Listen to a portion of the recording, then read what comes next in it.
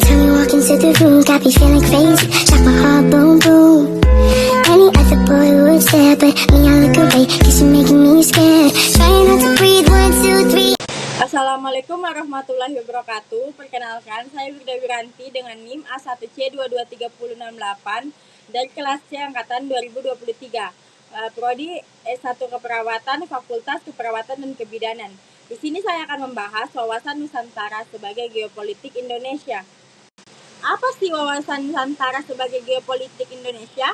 Wawasan Nusantara sebagai geopolitik Indonesia adalah cara pandang dan sikap bangsa Indonesia terhadap diri dan lingkungannya yang mengutamakan persatuan dan kesatuan wilayah serta keberagaman untuk mencapai tujuan nasional. Dalam konteks geopolitik, wawasan Nusantara menjadi pedoman dan menentukan kebijakan dan strategi untuk mengelola sumber daya serta mempertahankan kedaulatan negara di tengah dinamika global dan regional.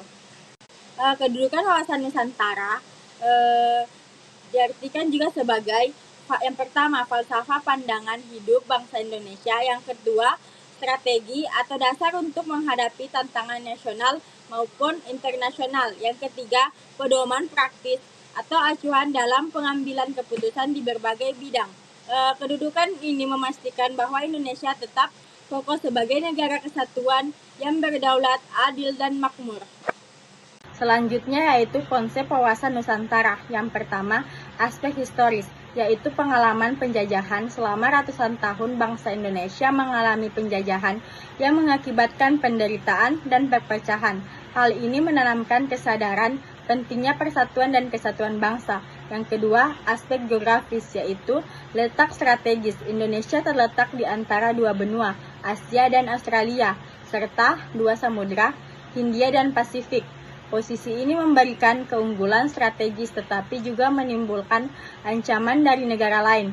Aspek sosial, budaya, yaitu keberagaman bangsa Indonesia terdiri dari berbagai suku, agama, bahasa, dan adat istiadat. Keberagaman ini adalah kekayaan bangsa tetapi juga berpotensi menimbulkan konflik jika tidak dikelola dengan baik. Yang keempat, aspek politik. Integrasi nasional. Setelah merdeka, Indonesia menghadapi berbagai ancaman disintegrasi seperti pemberontakan daerah dan konflik politik. Wawasan Nusantara menjadi solusi untuk memperkuat persatuan bangsa. Yang kelima, aspek ekonomi. Ketimpangan antara daerah pusat dan daerah lain mendorong perlunya pandangan yang menjamin pemerataan pembangunan. Adapun juga wawasan Nusantara sebagai geopolitik. Wawasan Nusantara sebagai geopolitik Indonesia adalah cara pandang bangsa Indonesia yang didasarkan pada letak geografisnya sebagai negara kepulauan atau archipelagic state untuk mempertahankan persatuan, keutuhan wilayah, dan kedaulatan negara. Sebagai konsep geopolitik, wawasan Nusantara digunakan untuk mengelola hubungan antara wilayah geografis, sosial budaya, dan kepentingan strategis nasional.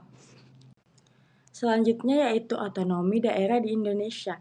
Otonomi daerah di Indonesia adalah hak, wewenang, kewajiban daerah untuk mengatur dan mengurus sendiri urusan pemerintahan, serta kepentingan masyarakat setempat sesuai dengan peraturan perundang-undangan.